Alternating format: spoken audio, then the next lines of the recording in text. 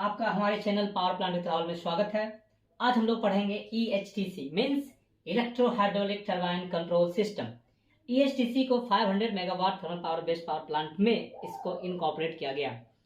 पहले hydraulic controller था, use होता था अब 210 में 250 में। अब 500 मेगावाट थर्मल पावर प्लांट के लिए EHTC system parallel hydraulic controller के पैरेलल में EHTC सिस्टम को इनकॉर्पोरेट किया गया है। टरबाइन जो है EHTC कंट्रोल में चलता है। अगर इस सिस्टम में कुछ प्रॉब्लम आता है तब वो हाइड्रोलिक कंट्रोलर में शिफ्ट हो जाता है। देखिए ये सिस्टम आखिर क्यों लाया गया, व्हाट इज द पर्पस। देखिए इसका एडवांटेजेस क्या है। तो एडवांटेजेस क्या है कि फर्स्ट देखिए excellent operation, reliability and dependability. मतलब इस सिस्टम में आपका ऑपरेशन रिलायबल होता है। इसमें अगर आप गलती करते भी हैं तो सिस्टम इस प्रकार से रोबस्ट बना हुआ है, सफिस्टिकेटेड है कि आपको गलती होने के लिए देगा नहीं system. Dependable operation during load rejection. Suppose करें आपका थर्मल पावर प्लांट में एक अचानक लोड थ्रो ऑफ हो गया, या आपका अचानक जो जनरेटर सर्किट ब्रेकर है वो फेल हो गया, ओपन हो गया। तो उस कंडीशन में भी आप हाउस लोड ऑपरेशन जो होता है, हाउस लोड ऑपरेशन जो हाउस लोड में आप 10% ऑफ द टोटल कैपेसिटी होता है, आप उस पर भी चला सकते हैं इस सिस्टम का यूज करके। थर्ड है कि आप एक्स्ट्रा लोड फ्रीक्वेंसी ड्रॉप। देखिए ये बहुत ही जबरदस्त चीज है। क्या है कि अगर आपका फ्रीक्वेंसी के हिसाब से आपका लोड पे कुछ ऐड या माइनस करेगा, जैसे मान लीजिए कि आपका फ्रीक्वेंसी कम है, तो फ्रीक्वेंसी कम है तो उसके प्रोपोर्शनेट, जितना फ्रीक्वेंसी आपका कम है उसके proportionate extra load set point को दे देगा, इंक्रीज कर देता है। या अगर आपका फ्रीक्वेंसी बहुत ज्यादा है तो आपको लोड कट करना है तो वो उतना लोड आपका माइनस कर देगा। टोटल इसका जो कैपेसिटी है 10% ऑफ द यूनिट लोड। जैसे अगर 500 मेगावाट का है, 5% of the 500 megawatt means 25 megawatt तक ये आपका एडिशन कर देगा, जो कि ये सिस्टम हाइड्रोलिक कंट्रोलर में नहीं था। फोर्थ है reliable operation in case of isolated grid condition. Isolated grid condition में भी आप EHTC सिस्टम से रिलायबल ऑपरेशन कर सकते हैं। और फिफ्थ जो सबसे इंपॉर्टेंट चीज है कि low stress operation of TG due to action of TSC में होता है turbine stress evaluator on set point control, that is the rate at which speed and load changes are optimised on the basis of maximum permitted material stress criteria. ये है कि TSC होता है turbine stress evaluator. इसका use किया गया, इसका detail हम लोग पढ़ेंगे बाद में कि आखिर TSC किस प्रकार से आपके सिस्टम को डैमेज होने से बचाता है। मीन्स अगर आपको स्पीड बढ़ाना है, आप अपने मनचाहे से स्पीड नहीं बढ़ा सकते हैं इस सिस्टम का यूज करके। आपको अगर सिस्टम अलाउ करेगा तभी आप उतना स्पीड से इंक्रीज कर सकते हैं। या लोड बढ़ाने के लिए आपका मन करेगा कि हम लोड बढ़ा दें, लोड नहीं बढ़ा सकते हैं जब तक कि आपको सिस्टम अलाउ ना करे लोड बढ़ाने के लिए। तो इसका भी आप यूज कर सकते हैं, इसका हम लोग डिटेल पढ़ेंगे। तो इसका ये एडवांटेज है EHTC सिस्टम का। फिर हम लोग डिटेल पढ़ेंगे कि EHTC सिस्टम में 4 कंट्रोलर है, speed controller, load controller, pressure controller and valve position controller. हम लोग 1 बाय 1 इस चारों सिस्टम के बारे में पढ़ेंगे कि स्पीड कंट्रोलर क्या है, लोड कंट्रोलर सिस्टम क्या होता है, प्रेशर कंट्रोलर सिस्टम में क्या होता है, एंड लास्ट में आपका वाल्व पोजीशन कंट्रोल क्या होता है। तो इसके बारे में हम लोग पढ़ते हैं। आज हम लोग पढ़ेंगे इस वीडियो में स्पीड कंट्रोलर का डिटेल से, स्पीड कंट्रोलर का क्या फंक्शन है, स्पीड कंट्रोल में मशीन हम लोग कब चलाते हैं, स्पीड कंट्रोल का एप्लीकेशन क्या है, उसका कंपोनेंट क्या क्या है स्पीड कंट्रोलर का, इसका हम लोग डिटेल पढ़ेंगे। बेसिक 3 कंट्रोलर्स, बेसिक कंट्रोलर्स हम देखते हैं, speed controllers, load controllers, pressure controllers and the valve position controllers. The first 3 controllers means speed controller, load controller and the pressure control are designed for the different kind of jobs at different point of operations. And the fourth one is valve position controller. ये तीनों controller का जो set point होगा उसके हिसाब से valve position control करता है। देखिए सब सारे कंट्रोलर का अपना अपना काम है। स्पीड कंट्रोलर का मेन इंटेंशन है to control the speed of the turbine. Load controller का बेसिकली काम है कि मेंटेन द लोड, आपने जो सेट पॉइंट लोड रखा है उसके हिसाब से आपका टरबाइन जनरेट लोड कर रहा है कि नहीं, उसको ही कंट्रोल करेगा लोड कंट्रोल।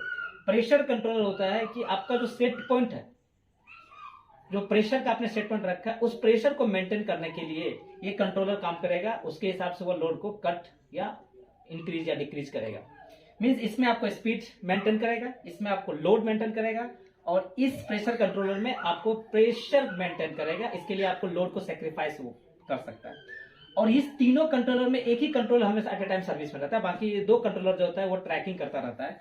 और जो कंट्रोलर सेलेक्टेड है उस कंट्रोलर का जो आउटपुट निकलेगा उस आउटपुट के हिसाब से वाल्व पोजीशन कंट्रोलर काम करता है, और फाइनली जो आपका कंट्रोल वाल्व को ये कंट्रोलर उसके हिसाब से उतना क्लोज या ओपन करेगा। स्पीड कंट्रोल के बारे में हम लोग डिटेल से पढ़ते हैं। स्पीड कंट्रोलर का यूज कब आप लोग करते हैं? जब टरबाइन आप जो लाइटअप करते हैं, उस समय टरबाइन आपका बारिंग गियर पे रहता है। बारिंग गियर मतलब आपका उस समय 80 आरपीएम के आसपास रहता है। तो वहां से आप शुरू में उसको देते हैं 360 के बाद 3000 आरपीएम पे देते हैं। तो बिफोर सिंक्रोनाइजेशन आपका टरबाइन स्पीड कंट्रोल में रहता है। उस समय चूंकि आपको स्पीड कंट्रोल में इसलिए रखते हैं कि आपको वहां स्पीड मैटर करता है, उसमें आपको ना प्रेशर से मतलब है ना लोड से मतलब है, आपको सिर्फ और सिर्फ स्पीड से मतलब है, क्योंकि आपको ग्रिड के साथ अपने टरबाइन को सिंक्रोनाइज करना होता है। तो स्पीड मैटर करता है, इसलिए हम लोग स्पीड कंट्रोल में वहां पे रखते हैं मशीन। सेकेंड होता है आपको to provide minimum load operation.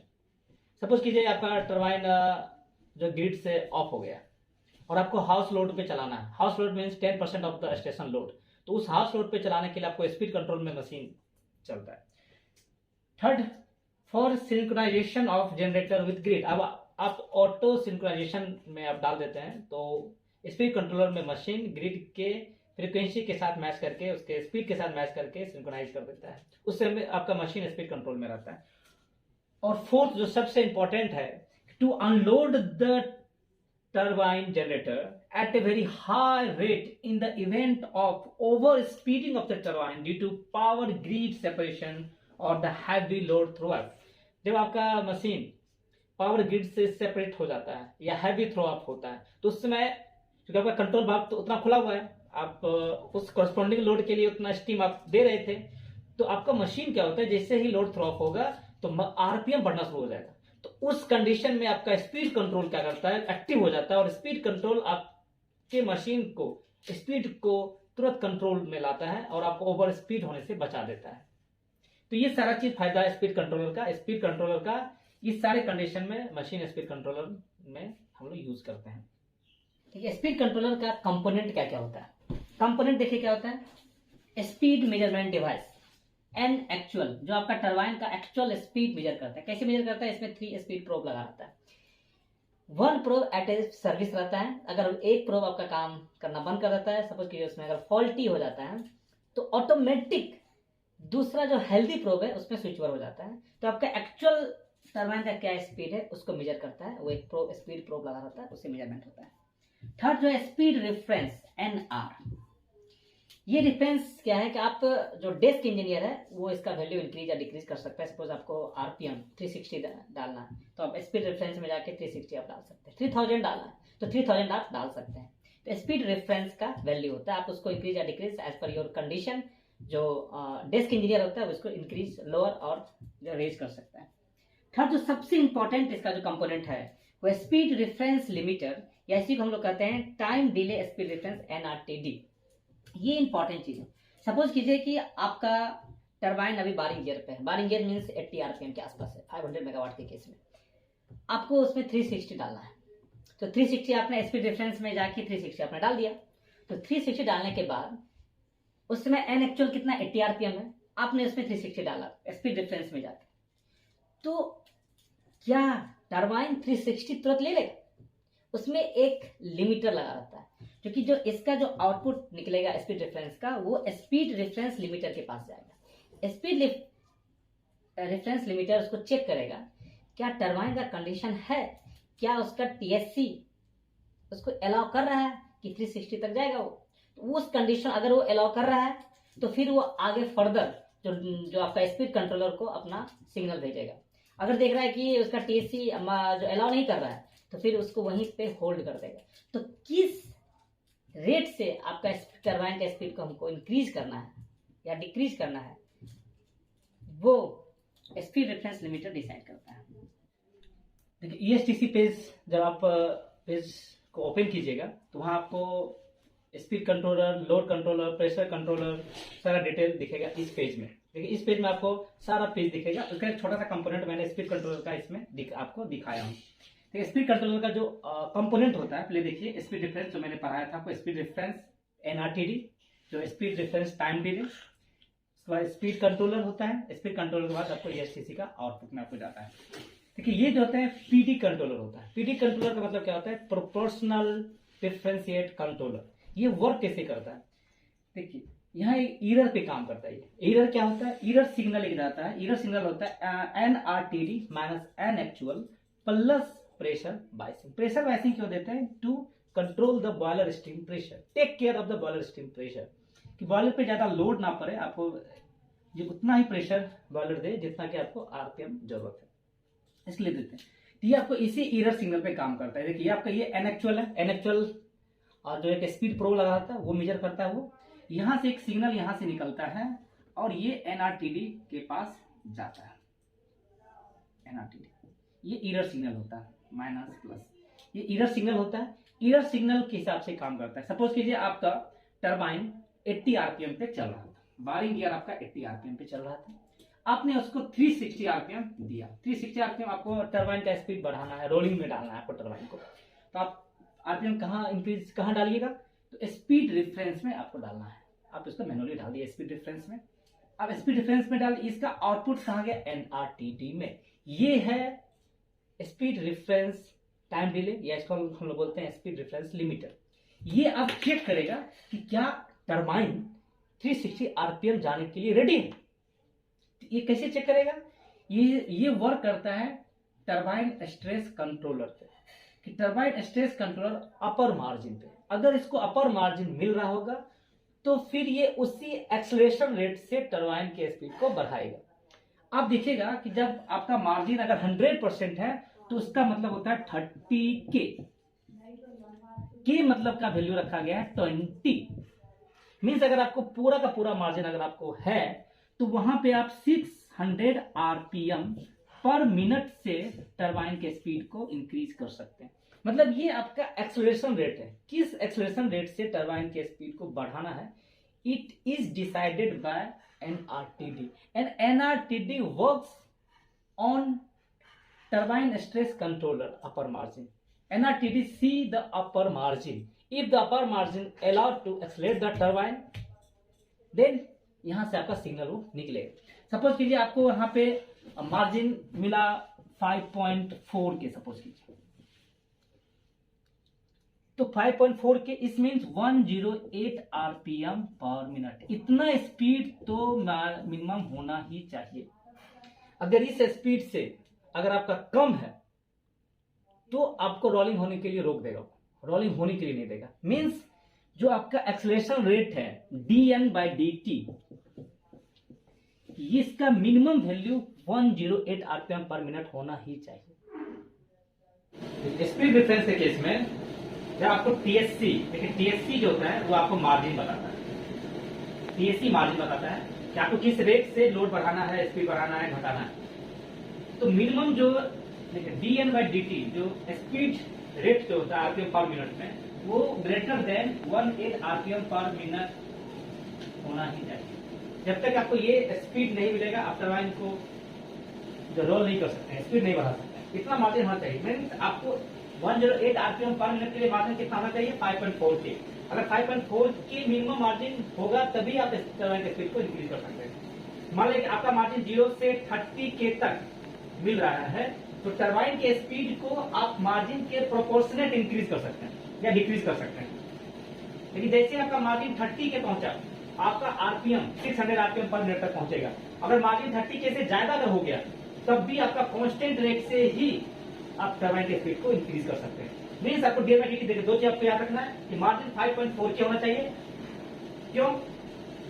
Margin आपका K का वैल्यू 20 होता है, 5.4K means 108 RPM, 30K means 600 RPM पर मिनट। तो अगर मार्जिन आपका 5.4K होना चाहिए, 5.4K से लेकर 30K तक आपको उसके प्रोपोर्शनल मार्जिन मिलेगा। 30K का तो कितना स्पीड बढ़ा सकते हैं 600 RPM पर मिनट से। अगर 30K से ज्यादा मार्जिन भी होगा तब भी आप 600 आरपीएम पर मिनट से स्पीड बढ़ा सकते हैं। सिमिलरली आप लोड के केस में, क्योंकि आपको टीएससी दो जगह आपको इम्पैक्ट डालता है ईएसटीसी में, एक स्पीड के केस में, एक लोड के केस में। तो लोड के केस में क्या होता है कि आपका 0 से 30K तक आप स्पीड को प्रोपोर्शनेट बढ़ा सकते हैं। लेकिन जैसे आपका मार्जिन 30K मिला, यहाँ 30K जैसे आपको मार्जिन मिला, 30K जैसे आपको मार्जिन मिला तो उसमें आपको 25 मेगावाट लोड बढ़ा सकते हैं। मीन्स 1K पे 0.83 मेगावाट के आसपास। मान लीजिए 20K आपको मार्जिन मिला तो 17 मेगावाट तक आप लोड को बढ़ा सकते हैं। 30K तक 25, अगर 30K से अगर आपको ज्यादा मार्जिन मिल गया तो भी आपका loading rate 25 megawatt per minute ही रहेगा। तो यहाँ पे ये देख रहे हैं कि किस प्रकार टीएससी आपका लोड को, अनलोडिंग रेट को, स्पीड रेट को अफेक्ट डाल रहा है।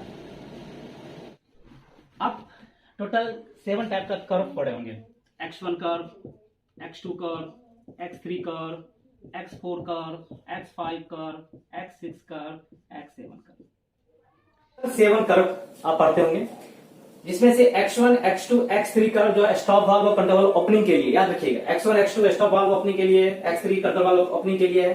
X4 और X5 जो है रोलिंग क्राइटेरिया के लिए, आपको बारिंग गियर से कब 360 आरपीएम पे लेके जाना है वो क्राइटेरिया आपको देता है। X6 जो होता है 3000 आरपीएम पे जाने का क्राइटेरिया है, और X7 जो है वो सिंक्रोनाइजेशन कंडीशन है। जब ये कंडीशन कहां से आता है? टीएससी से आता है। टीएससी से आपको X1, X2, X3, X4, X5, X6, X7 जब सारा क्राइटेरिया फुलफिल हो गया, आपका मशीन सिंक्रोनाइजेशन की ओर बढ़ जाता है। इसका मैंने एक डिटेल वीडियो बनाया है। X1 कर्व क्या है, X2 कर्व क्या है, X3 कर्व क्या है, X4, X5, X6, X7 और टरबाइन स्ट्रेस कंट्रोलर क्या है, किस प्रकार ये लोडिंग अनलोडिंग पे अपना इम्पैक्ट डालता है, इसका मैंने डिटेल इन डेप्थ वीडियो बनाया है। आप उसको वीडियो देख सकते हैं। अभी मान लीजिए सपोज कीजिए कि आपका टरबाइन रोलिंग पे चल रहा है, 360 आरपीएम पे चल रहा है, आपको X5 कर्व सेटिस्फाई हो गया, अब आपको 3000 आरपीएम पे जाना है। 3000 आरपीएम पे जाने के लिए आपने क्या किया कि स्पीड रेफरेंस पे 3000 आरपीएम आपने डाल दिया। 3000 आरपीएम जैसे आपने डाला तो NRTD जो आपका स्पीड लिमिटर है उसके पास इसका सिग्नल गया। ये क्या करता है, सिग्नल चेक करेगा कि क्या टरबाइन का स्पीड 3000 जाने के लिए हम रेडी हैं। वो देखेगा कि टीएससी अपर मार्जिन इसको मिल रहा है कि नहीं। अगर अपर मार्जिन उसको मिल रहा है, सपोज कीजिए इसका अपर मार्जिन मान लीजिए 30K आ गया, 30K अगर आ गया इसका मतलब आप 6000 आरपीएम पर मिनट के स्पीड से आप जा सकते हैं। इसी को हम लोग कहते हैं dN/dt। dN/dt equals to 6000 RPM per minute. अगर आपको मिल गया तो आप उसी हिसाब से टरबाइन के स्पीड को बढ़ा सकते हैं। तो ये जो dN/dt ये 6000 आरपीएम क्यों मैटर इतना करता है? क्योंकि देखिए आपका क्रिटिकल जोन जो स्टार्ट होता है टरबाइन का वो 725 आरपीएम से 2850 आरपीएम के बीच होता है, और इस स्पीड जोन में आपको बहुत फास्ट क्रॉस करना है टरबाइन के स्पीड का, क्योंकि इस जोन क्रिटिकल जोन होता है, मींस आपका वाइब्रेशन बहुत ज्यादा होता है।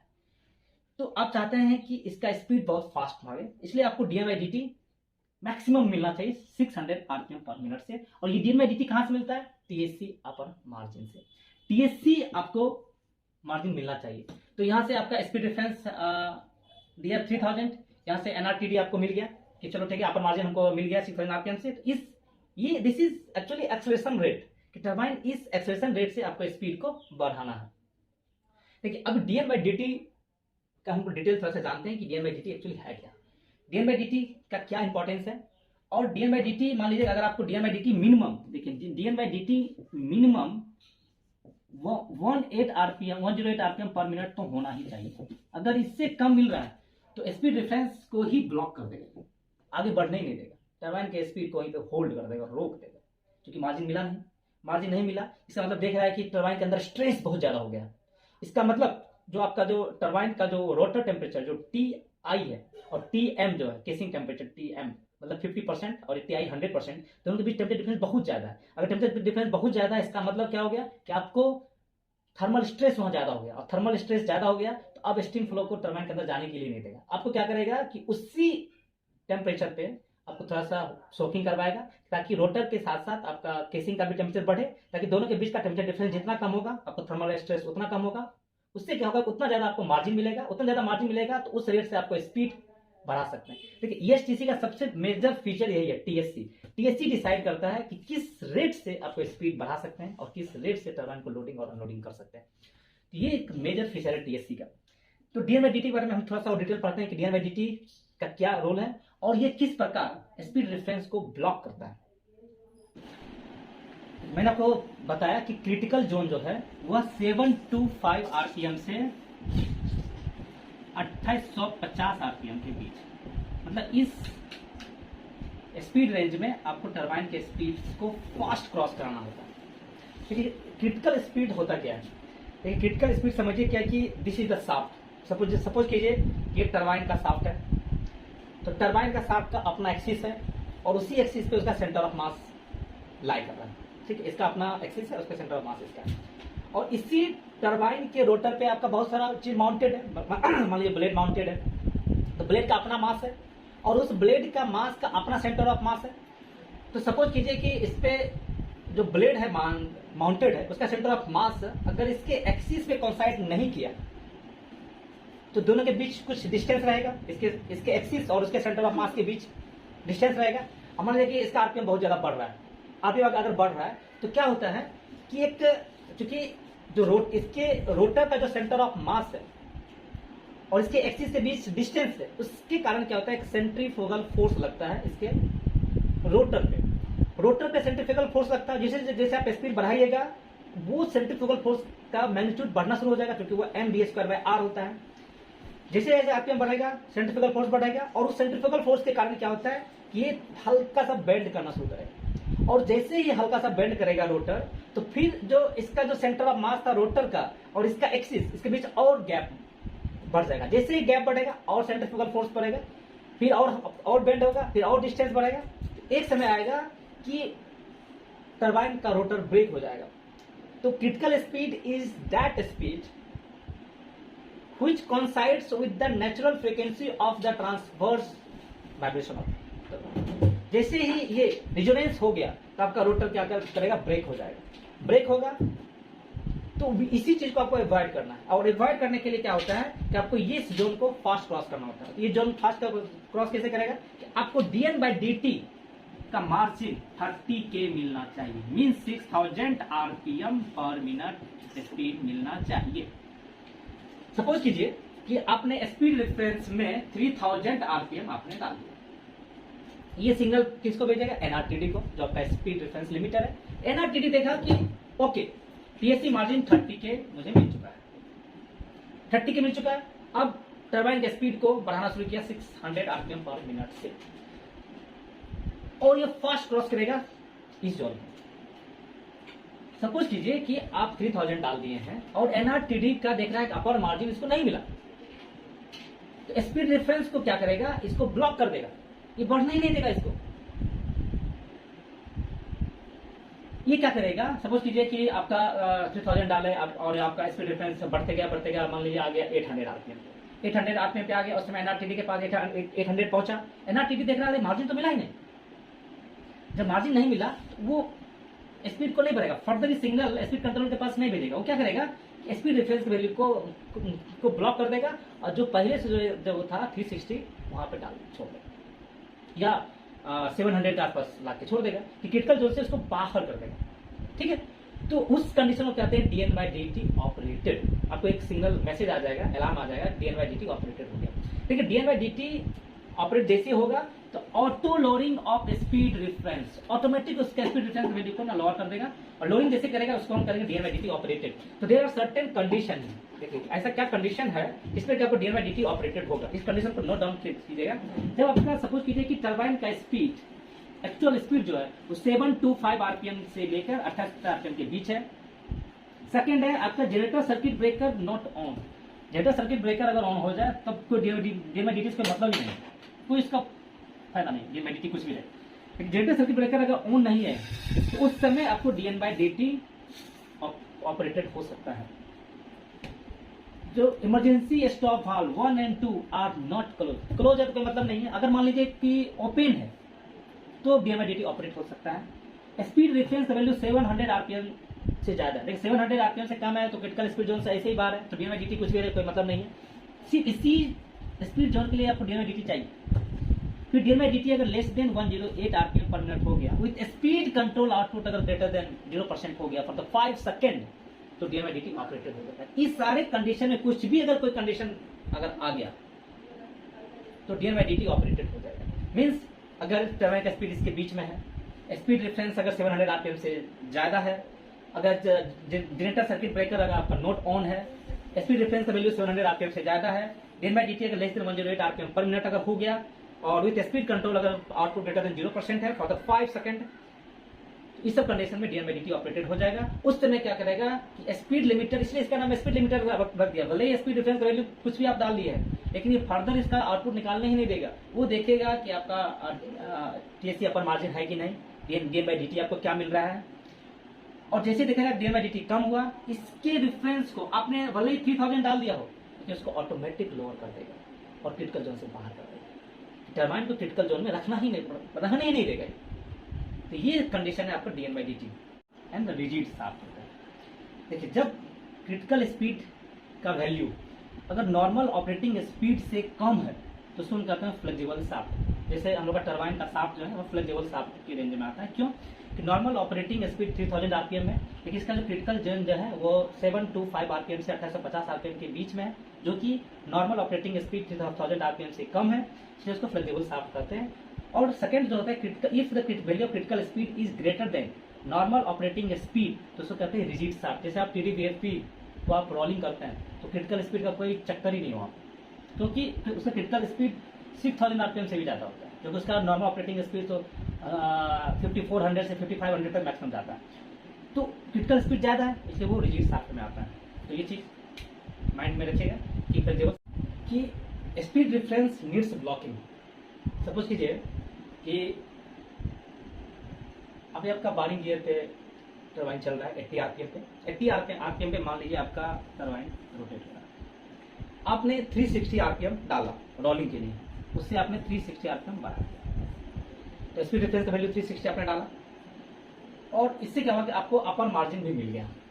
अपर मार्जिन मिल गया तो एनआरटीडी क्या देखा कि हमको टरबाइन स्ट्रेस कंट्रोलर टीएससी का अपर मार्जिन मिल गया।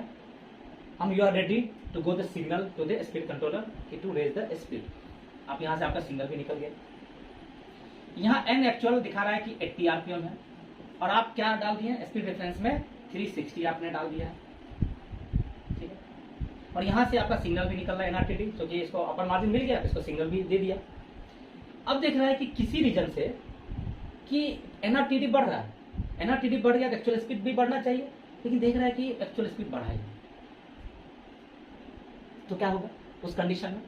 आप देखें भाई, स्पीड डिफरेंस 360 ने डाल दिया, एनआरटीडी का भी वैल्यू बढ़ना शुरू हो गया, क्योंकि इसको मार्जिन देखा, मार्जिन मिल गया, एनआरटीडी आपका वैल्यू छोड़ दिया, लेकिन देख रहा है एक्चुअल स्पीड नहीं बढ़ रहा है। तो जैसे ही मान लें कि एक्चुअल 80 है और एनआरटीडी का वैल्यू जैसे ही एनआरटीडी माइनस एन एक्चुअल अगर ग्रेटर देन 36 आरपीएम हुआ और with generator circuit breaker of है, और एनआरटीडी जैसे एन एक्चुअल से 36 आरपीएम से ज्यादा हो गया, दोनों के बीच का डिफरेंस अगर 360 आरपीएम से ज्यादा हो गया, तो इसके वैल्यू को वहीं पे ब्लॉक कर देगा। इसके बाद एनआर की वैल्यू को बढ़ने ही नहीं देगा। सपोज कीजिए 80 था, तो ये 116 वैल्यू के बाद इसको बढ़ने ही नहीं देगा, ये 360 जाने ही नहीं देगा। इसको ये फड़ा से देख रहा है क्या एन एक्चुअल से इसका 36 आरपीएम के बीच में गैप आ गया एनआरटीडी और एन एक्चुअल में, तो एनआर डिफरेंस को ब्लॉक कर देगा। ये क्यों दिया गया फीचर बताइए?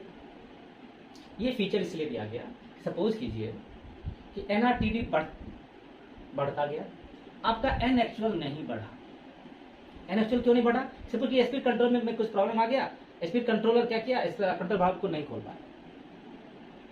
अचानक क्या हुआ कि आपका ये दोनों के बीच इरर तो बढ़ता जाएगा, क्योंकि स्पीड कंट्रोलर इरर पे काम करता है। तो एनआरटीडी इरर जो होगा इक्वल टू क्या होता है, एनआरटीडी माइनस एन एक्चुअल। देखिए एन एक्चुअल तो वही कांस्टेंट है, 80 आरपीएम बढ़ा ही नहीं, एनआरटीडी बढ़ता गया। तो एनआरटीडी बढ़ता गया तो इरर का वैल्यू भी बढ़ता गया, तो स्पीड कंट्रोलर का जो आउटपुट है ये भी आपका बढ़ता गया। और एकाएक क्या हुआ कि आउटपुट बढ़ता गया, तो उसको देख रहा है भाई तुम स्पीड नहीं बढ़ा रहे हो, तो कंट्रोल भाग आउटपुट बढ़ता गया। जैसे ही अब क्या हुआ, मान लो कि कहीं जामिन था नहीं खुला, अब अचानक कंट्रोल वाल्व खुल गया, तो देख लिया कि स्पीड कंट्रोल तो ज्यादा है, उसके हिसाब से उसका कंट्रोल वाल्व को खोल देगा वो। आपने डाला 360, आरपीएम पहुंच गया बहुत ज्यादा झटके के साथ, सपोज कीजिए आपका क्रिटिकल जोन में चला गया। तो इस चीज को रोकने के लिए ये दिया गया है कि जैसे ही देखेगा कि ट्रैक करेगा कि एन एक्चुअल से एनआरटीडी का वैल्यू अगर 36 आरपीएम से ज्यादा हो गया, उसको उसी जगह पे स्टॉप कर देगा, वैल्यू को ब्लॉक कर देगा। ठीक है, ये कंडीशन है। कंडीशन जैसे भी ऑफ होना चाहिए। सेकंड कंडीशन है कि मान लीजिए कि ये अपर मार्जिन अगर लेस देन 0 हो गया, अचानक हम रेफरेंस दिए और एनआरटीडी में गया और एनआरटीडी 0 हो गया, तब भी इसके वैल्यू को क्या करेगा, ब्लॉक कर देगा। और थर्ड कंडीशन है, मान लीजिए टीएससी हमने ऑन किया, टीएससी एक्टिव है लेकिन टीएससी में फॉल्टी हो गया, और जैसे ही फॉल्टी होगा तो एनआर का वैल्यू अगर एनआरटीडी से ज्यादा हो और उस समय अगर एन एक्चुअल 2850 आरपीएम से ज्यादा हो तो रेफरेंस वैल्यू को क्या करेगा, ब्लॉक कर देगा। ये 3 कंडीशन है कि आपको एनआर नीड्स ब्लॉकिंग।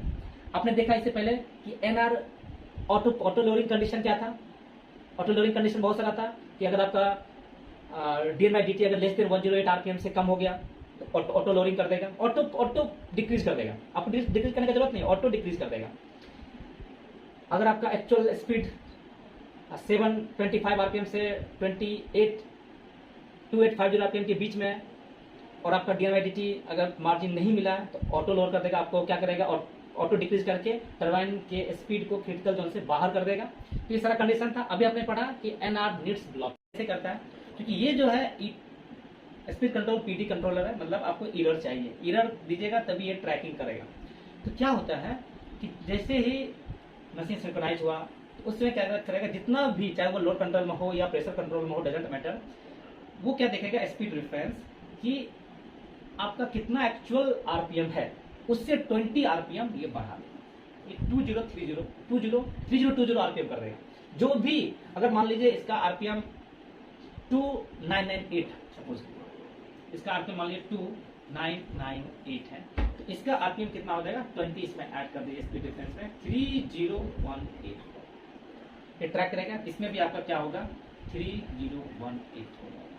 इस दोनों के बीच देखिए एरर कितना हो गया। देखिए स्पीड कंट्रोलर पीडी कंट्रोलर होता है, ठीक है, और इस कंट्रोलर का आउटपुट जो होता है वो directly proportional to error signal होता है। एरर सिग्नल मस्ट है, तभी आपका ये काम करता है ये कंट्रोलर। तो एरर आप कहां से लाइएगा, तो जब मैंने आपको अभी जस्ट बताया है कि जब टरबाइन सिंक्रोनाइज हो जाता है उस समय जो टरबाइन का एक्चुअल स्पीड जो रहेगा उस पे 20 आरपीएम जो है वो स्पीड रेफरेंस का वैल्यू हो जाता है। मतलब स्पीड रेफरेंस अगर मान लीजिए एन एक्चुअल अगर मान लीजिए सपोज कि 2998 आरपीएम है, तो एन रेफरेंस जो है उसमें 20 ऐड कर दीजिए तो 3018 हो जाता है। ये इसको एन रेफरेंस जो है एन एक्चुअल को ट्रैक करता है, ठीक है। तो यहां से ये एरर आ जाता है आपका 20 आरपीएम का, हमेशा एरर रहता है। तो ये जो होता है इस डायरेक्टली प्रोपोर्शनल को हटाने के लिए कांस्टेंट लगा देते हैं केपी इनटू एरर सिग्नल। ये केपी क्या होता है, गेन होता है, केपी होता है गेन, इसका वैल्यू 20 रखते हैं। तो एरर कैलकुलेट करते हैं, एरर कितना होता है 20/3600 इंटू 100, इसको वैल्यू कैलकुलेट करने के बाद आता है 0.55। तो स्पीड कंट्रोलर का जो आउटपुट होता है वो 20 मतलब केपी इंटू एरर कितना आया 0.55, इसको जब कैलकुलेट कीजिएगा तो 11% आता है। तो आप ESTC पेज पे जाइएगा तो स्पीड कंट्रोलर का आउटपुट जो है ऑलवेज आपको 10 या 11% पे फिक्स सकता है। This is the house load operation, ठीक है। देखो, थैंक यू। टरबाइन मान लीजिए ट्रिप कर गया,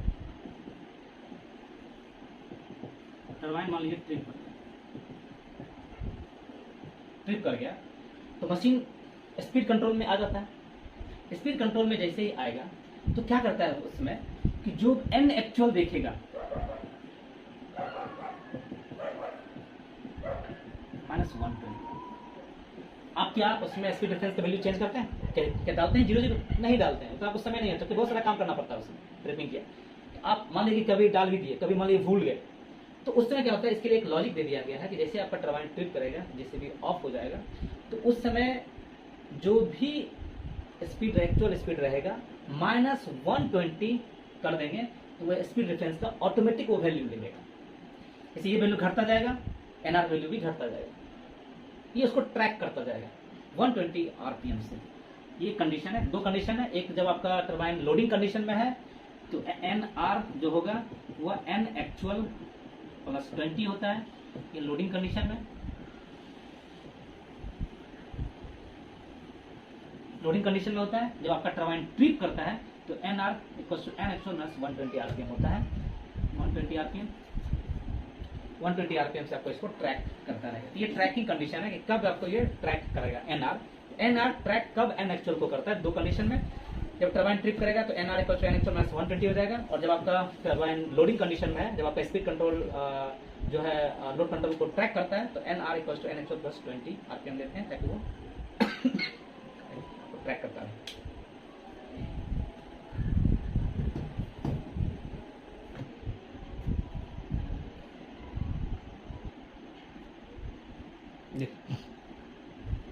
आपका स्पीड डिफरेंस एन आर कब ट्रैकिंग करेगा, एन एक्चुअल को एन आर कब ट्रैकिंग करेगा, जब आपका load control output greater than speed control output plus 5%। जब आपका लोड कंट्रोल आउटपुट ज्यादा हो, स्पीड कंट्रोल आउटपुट से 5% हो, तो उसमें speed difference N R tracking करेगा। सेकेंड है एन एक्चुअल 3030 आरपीएम से कम होगा, मतलब 3030 आरपीएम से कम होगा तब तक ट्रैक करेगा। जैसे ही एन एक्चुअल का अगर 3030 आरपीएम से ज्यादा हुआ तब एनआर ट्रैकिंग नहीं करेगा, तब स्पीड कंट्रोल एक्टिव हो जाएगा। अभी तक एनआर किसको ट्रैक कर रहा था, लोड कंट्रोल को। लोड कंट्रोल को तब तक ट्रैक करता रहेगा जब तक एन एक्चुअल जो है वो 3030 आरपीएम से कम होगा। एन एक्चुअल 2940 आरपीएम से अगर ज्यादा होगा तब तक ट्रैक करता रहेगा। जैसे 2940 आरपीएम से कम हुआ एन एक्चुअल का वैल्यू तो स्पीड डिफरेंस ट्रैकिंग नहीं करेगा। लोड कंट्रोल या प्रेशर कंट्रोल ऑन होना चाहिए, अगर दोनों ऑन हो गया तभी ट्रैक करेगा। मान लीजिए लोड कंट्रोल आप ऑन ही नहीं किए तो लोड कंट्रोल में तो शिफ्ट ही नहीं करेगा, तो मतलब स्पीड कंट्रोल में ही मशीन रहेगा। तो ये दोनों ऑन होना चाहिए, और टरबाइन अगर ट्रिप कर गया तब भी एनआर ट्रैकिंग करेगा एन एक्चुअल का। This is the tracking condition. देख लीजिए कि एनआर स्पीड डिफरेंस कब ट्रैक करेगा, एन एक्चुअल को। टरबाइन ट्रिप कर गया तो load control pressure control on है, एन एक्चुअल अगर 2940 आरपीएम से ज्यादा है बट लेस देन 3030 आरपीएम से कम है तब तक एन एक्चुअल को एनआर ट्रैक करेगा। मींस उस समय जो होगा, देखिए कंडीशन एनआर ट्रैक करेगा एनआरटीडी से और एनआरटीडी ट्रैक करेगा एन एक्चुअल को। ये ट्रैकिंग करेगा इसको।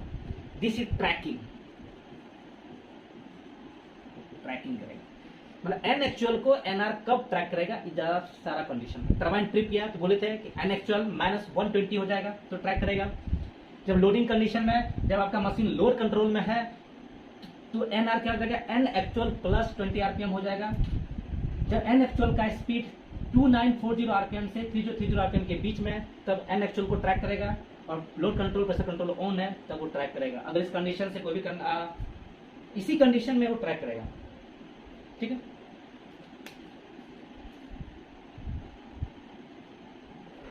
देखिए स्पीड कंट्रोल एक्शन में कब होगा, मैं पहले भी आपको बता चुका हूं, थोड़ा इसका रफ समरी हम लोग देखते हैं। जैसे आपका जेसीबी ऑफ हुआ तो लोड कंट्रोल आपका अनस्टेबल हो जाएगा, उस समय मशीन आपका स्पीड कंट्रोल में आ जाएगा, speed control in action. JCB of जैसे हुआ, स्पीड कंट्रोल का अगर output greater then load control output से हो जाएगा तो देख रहे हैं जो मैक्सिमम होगा वही जाएगा, तो उसमें स्पीड कंट्रोल इन एक्शन होगा। टरबाइन जैसे ट्रिप करेगा स्पीड कंट्रोल इन एक्शन में आ जाएगा। और एक स्पीड कंट्रोल आउटपुट प्लस 100%, इसका बहुत इंपॉर्टेंट यूज है। स्पीड कंट्रोल आउटपुट प्लस 100% अगर less than output of maximum between speed control and the load control. अगर मान लीजिए कि इस मैक्सिमम में आपका स्पीड कंट्रोल जा रहा है एंड लोड कंट्रोल जा रहा है, अगर इसका आउटपुट स्पीड कंट्रोल का आउटपुट प्लस 100% अगर इस दोनों के वैल्यू से लेस हो जाए तो ये जाएगा कमांड आगे जाएगा। मान लीजिए अभी क्या हो रहा है कि ये मैक्सिमम में ये यहाँ से वैल्यू जो इसके पास जाता है, यहाँ पे लोड कंट्रोल आ रहा है, लोड कंट्रोल आ रहा है या स्पीड कंट्रोल आ रहा है, इस दोनों में जो मैक्सिमम होगा वही जाएगा। मान लीजिए कि इस दोनों के मैक्सिमम से भी अगर इसका 100% ऐड करने के बाद भी अगर मिनिमम ये है तो ये आगे जाएगा। और इसका बहुत ज्यादा यूज है ओवर स्पीडिंग कंडीशन में। ये जो है 100% जो गेन हम लोग डालते हैं ताकि मशीन को ओवर स्पीडिंग होने से बचाने के लिए, उस ओवर स्पीड लिमिट तक पहुंचने से रोकने के लिए, ये बहुत इंपॉर्टेंट चीज है। तो इस कंडीशन में आपका स्पीड कंट्रोल एक्शन में रहेगा। देख लीजिए इसको,